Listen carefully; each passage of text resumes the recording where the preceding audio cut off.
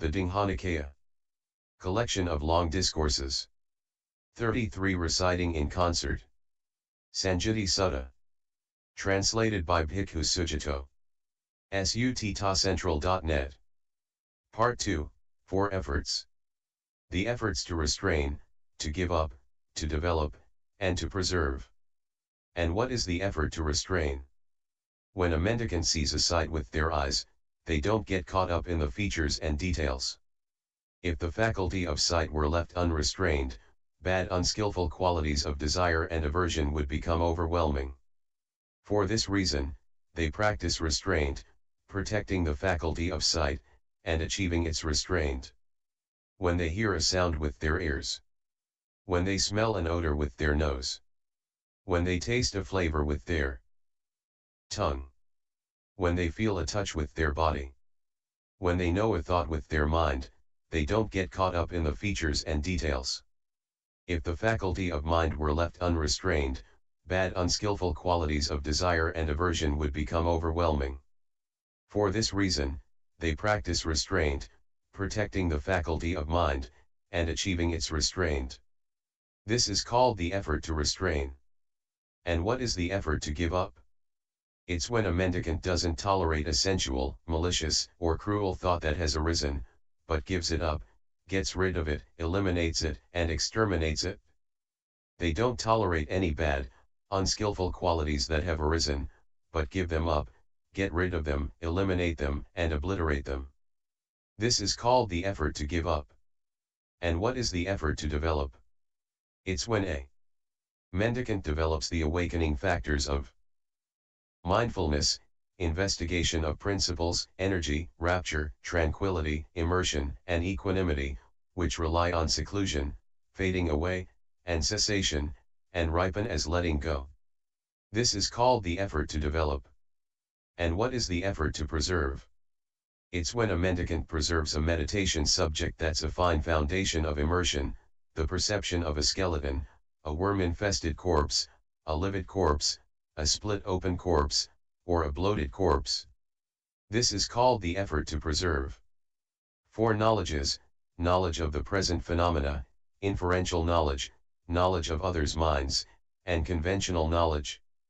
Another 4 knowledges: knowing about suffering, the origin of suffering, the cessation of suffering, and the practice that leads to the cessation of suffering. 4 factors of stream entry: associating with good people, listening to the true teaching, proper attention, and practicing in line with the teaching. 4 factors of a stream enterer. A noble disciple has experiential confidence in the Buddha, that blessed one is perfected, a fully awakened Buddha, accomplished in knowledge and conduct, holy, knower of the world, supreme guide for those who wish to train, teacher of gods and humans, awakened, blessed.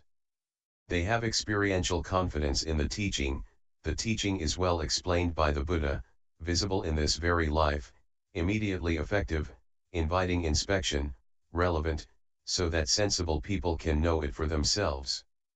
They have experiential confidence in the Sangha of the Buddha's disciples is practicing the way that's good, straightforward, methodical, and proper. It consists of the 4 pairs, the 8 individuals. This is the Sangha of the Buddha's disciples that is worthy of offerings dedicated to the gods, worthy of hospitality, worthy of a religious donation, worthy of greeting with joined palms, and is the supreme field of merit for the world. And a noble disciple's ethical conduct is loved by the noble ones, unbroken, impeccable, spotless, and unmarred, liberating, praised by sensible people, not mistaken, and leading to immersion. 4 fruits of the ascetic life: stream entry, once return, non-return, and perfection. 4 elements: earth, water, fire, and air. 4 foods: solid food, whether coarse or fine, contact is the second, mental intention the third, and consciousness the fourth. 4 bases for consciousness to remain. As long as consciousness remains, it remains involved with form, supported by form, founded on form. And with a sprinkle of relishing, it grows, increases, and matures. Or consciousness remains involved with feeling. Or consciousness remains involved with perception. Or as long as consciousness remains, it remains involved with choices, supported by choices, grounded on choices. And with a sprinkle of relishing, it grows, increases, and matures. 4 prejudices, making decisions prejudiced by favoritism, hostility, stupidity, and cowardice. 4 things that give rise to craving. Craving arises in a mendicant for the sake of robes, alms food, lodgings, or rebirth in this or that state. 4 ways of practice, painful practice with slow insight, painful practice with swift insight, pleasant practice with slow insight, and pleasant practice with swift insight. Another 4 ways of practice, impatient practice, patient practice, taming practice, and calming practice. 4 basic principles, contentment, goodwill, right mindfulness, and right immersion. 4 ways of taking up practices. There is a way of taking up practices that is painful now and results in future pain. There is a way of taking up practices that is painful now but results in future pleasure. There is a way of taking up practices that is pleasant now but results in future pain. There is a way of taking up practices that is pleasant now and results in future pleasure. 4 spectrums of the teaching, ethics, immersion, wisdom, and freedom. 4 powers, energy, mindfulness, immersion, and wisdom. 4 foundations, the foundations of wisdom, truth, generosity, and peace. 4 ways of answering questions. There is a question that should be answered definitively. There is a question that should be answered analytically. There is a question that should be answered with a counter-question. There is a question that should be set aside. 4 deeds. There are deeds that are dark with dark result. There are deeds that are bright with bright result. There are deeds that are dark and bright with dark and bright result. There are neither dark nor bright deeds with neither dark nor bright results, which lead to the end of deeds. 4 things to be realized. Past lives are to be realized through recollection. The passing away and rebirth of sentient beings is to be realized through vision. The 8 liberations are to be realized through direct meditative experience. The ending of defilements is to be realized through wisdom. 4 floods, sensuality, desire for rebirth, views, and ignorance. 4 bonds, sensuality, desire for rebirth, views, and ignorance. 4 detachments, detachment from the bonds of sensuality, desire for rebirth, views, and ignorance. 4 ties, the personal ties to covetousness, ill will, misapprehension of precepts and observances, and the insistence that this is the only truth. 4 kinds of grasping, grasping at sensual pleasures, views, precepts, and observances, and theories of a self. 4 kinds of reproduction, reproduction for creatures born from an egg, from a womb, from moisture, or spontaneously. 4 kinds of conception. Someone is unaware when conceived in their mother's womb, unaware as they remain there, and unaware as they emerge. This is the first kind of conception. Furthermore, someone is aware when conceived in their mother's womb, but unaware as they remain there, and unaware as they emerge. This is the second kind of conception. Furthermore, someone is aware when conceived in their mother's womb, aware as they remain there, but unaware as they emerge. This is the third kind of conception. Furthermore, someone is aware when conceived in their mother's womb, aware as they remain there, and aware as they emerge. This is the fourth kind of conception. 4 kinds of reincarnation.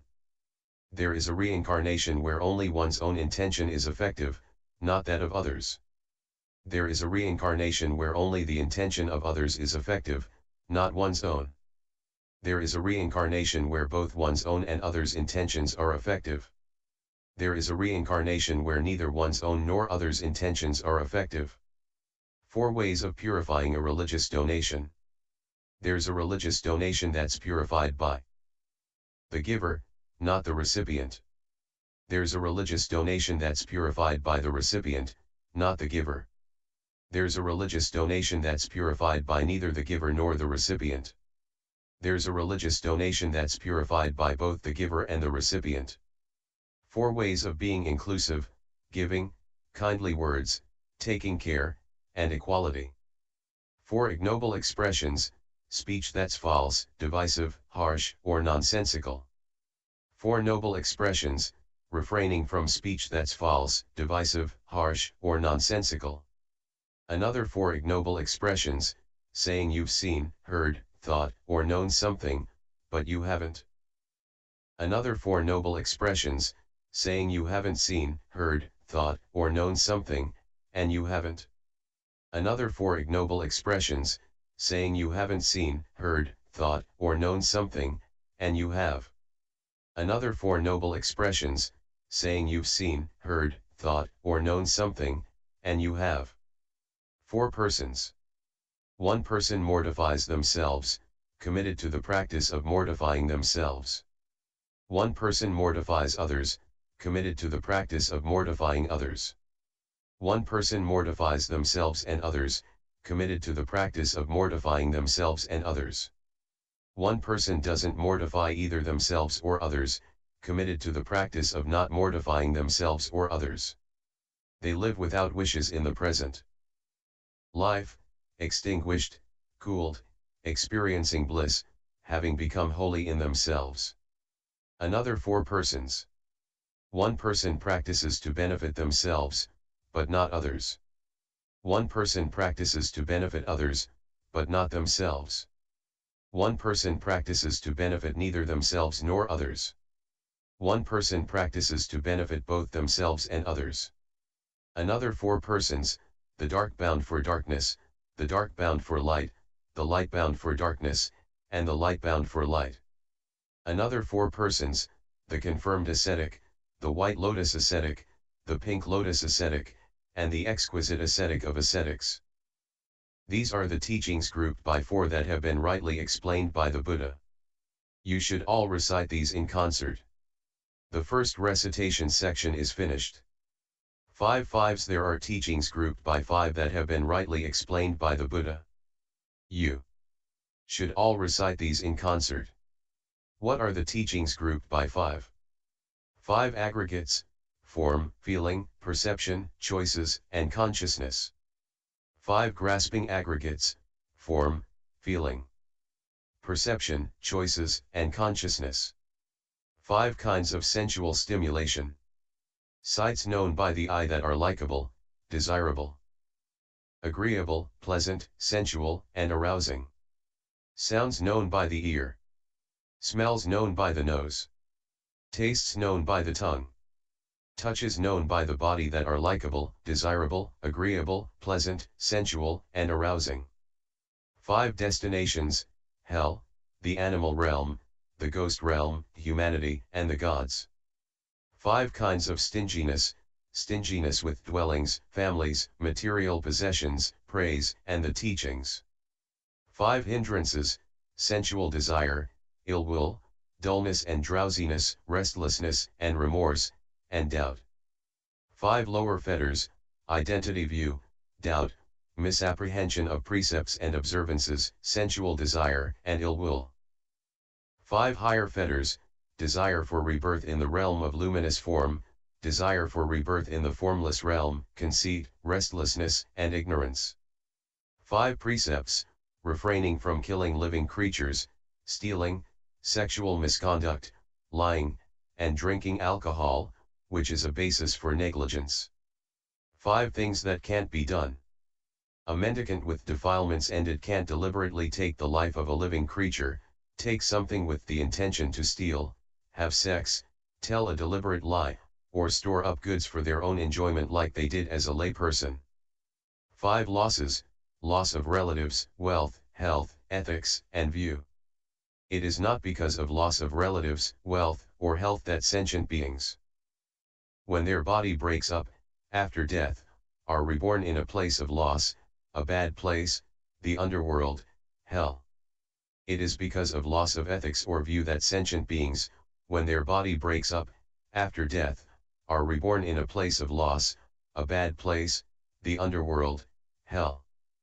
5. Endowments, endowment with relatives, wealth, health, ethics, and view. It is not because of endowment with family, wealth, or health that sentient beings, when their body breaks up, after death, are reborn in a good place, a heavenly realm. It is because of endowment with ethics or view that sentient beings, when their body breaks up, after death, are reborn in a good place, a heavenly realm. 5. Drawbacks for an unethical person because of their failure in ethics. Firstly, an unethical person loses substantial wealth on account of negligence. This is the first drawback. Furthermore, an unethical person gets a bad reputation. This is the second drawback.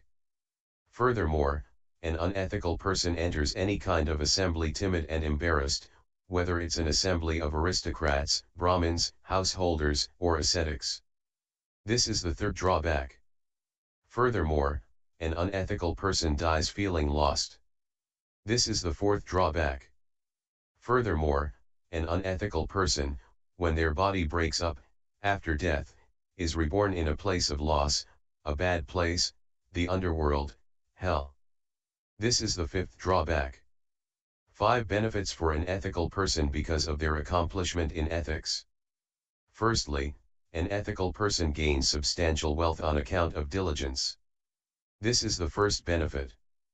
Furthermore, an ethical person gets a good reputation. This is the second benefit. Furthermore, an ethical person enters any kind of assembly bold and self-assured, whether it's an assembly of aristocrats, Brahmins, householders, or ascetics. This is the third benefit. Furthermore, an ethical person dies not feeling lost. This is the fourth benefit. Furthermore, when an ethical person's body breaks up, after death, they're reborn in a good place, a heavenly realm. This is the fifth benefit. A mendicant who wants to accuse another should first establish 5 things in themselves. I will speak at the right time, not at the wrong time. I will speak truthfully, not falsely. I will speak gently, not harshly. I will speak beneficially, not harmfully. I will speak lovingly, not from secret hate. A mendicant who wants to accuse another should first establish these 5 things in themselves. 5 factors that support meditation. A mendicant has faith in the realized one's awakening, that blessed one is perfected, a fully awakened Buddha, accomplished in knowledge and conduct, holy, knower of the world, supreme guide for those who wish to train, teacher of gods and humans, awakened, blessed. They are rarely ill or unwell. Their stomach digests well, being neither too hot nor too cold, but just right, and fit for meditation. They're not devious or deceitful. They reveal themselves honestly to the teacher or sensible spiritual companions. They live with energy roused up for giving up unskillful qualities and embracing skillful qualities. They're strong, staunchly vigorous, not slacking off when it comes to developing skillful qualities. They're wise. They have the wisdom of arising and passing away, which is noble, penetrative, and leads to the complete ending of suffering. 5 pure abodes, Aviha, Atapa, the gods fair to see, the fair-seeing gods, and Akanatha. 5 non-returners, one who is extinguished between one life and the next, one who is extinguished upon landing, one who is extinguished without extra effort, one who is extinguished with extra effort, and one who heads upstream, going to the Akanatha realm. 5 kinds of emotional barrenness. Firstly, a mendicant has doubts about the teacher. They're uncertain, undecided, and lacking confidence. This being so, their mind doesn't incline toward keenness, commitment, persistence, and striving. This is the first kind of emotional barrenness. Furthermore, a mendicant has doubts about the teaching, the Sangha, the training. A mendicant is angry and upset with their spiritual companions, resentful and closed off. This being so, their mind doesn't incline toward keenness, commitment, persistence, and striving. This is the 5th kind of emotional barrenness. 5 emotional shackles. Firstly, a mendicant isn't free of greed, desire, fondness, thirst, passion, and craving for sensual pleasures. This being so, their mind doesn't incline toward keenness, commitment, persistence, and striving. This is the first emotional shackle. Furthermore, a mendicant isn't free of greed for the body. They're not free of greed for form. They eat as much as they like until their bellies are full, then indulge in the pleasures of sleeping, lying, and drowsing.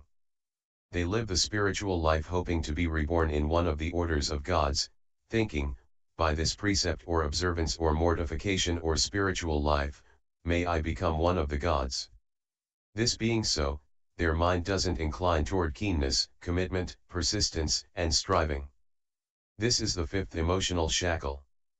5 faculties: eye, ear, nose, tongue, and body. Another 5 faculties: pleasure, pain, happiness, sadness, and equanimity.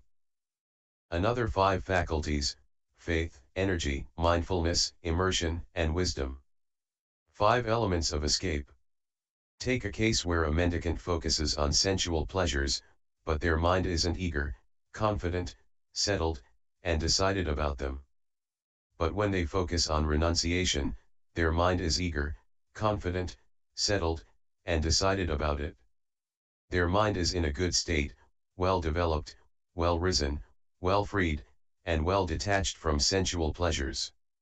They're freed from the distressing and feverish defilements that arise because of sensual pleasures, so they don't experience that kind of feeling. This is how the escape from sensual pleasures is explained. Take another case where a mendicant focuses on ill will, but their mind isn't eager. But when they focus on good will, their mind is eager. Their mind is in a good state, well detached from ill will. They're freed from the distressing and feverish defilements that arise because of ill will, so they don't experience that kind of feeling.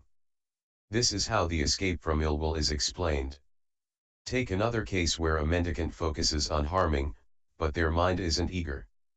But when they focus on compassion, their mind is eager.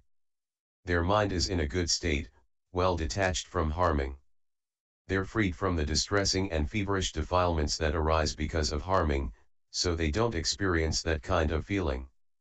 This is how the escape from harming is explained. Take another case where a mendicant focuses on form, but their mind isn't eager. But when they focus on the formless, their mind is eager. Their mind is in a good state, well detached from forms. They're freed from the distressing and feverish defilements that arise because of form, so they don't experience that kind of feeling. This is how the escape from forms is explained. Take a case where a mendicant focuses on identity, but their mind isn't eager, confident, settled, and decided about it. But when they focus on the ending of identity, their mind is eager, confident, settled, and decided about it. Their mind is in a good state, well developed, well risen, well freed, and well detached from identity. They're freed from the distressing and feverish defilements that arise because of identity, so they don't experience that kind of feeling. This is how the escape from identity is explained. 5 opportunities for freedom. Firstly, the teacher or a respected spiritual companion teaches Dhamma to a mendicant. That mendicant feels inspired by the meaning and the teaching in that Dhamma, no matter how the teacher or a respected spiritual companion teaches it. Feeling inspired, joy springs up.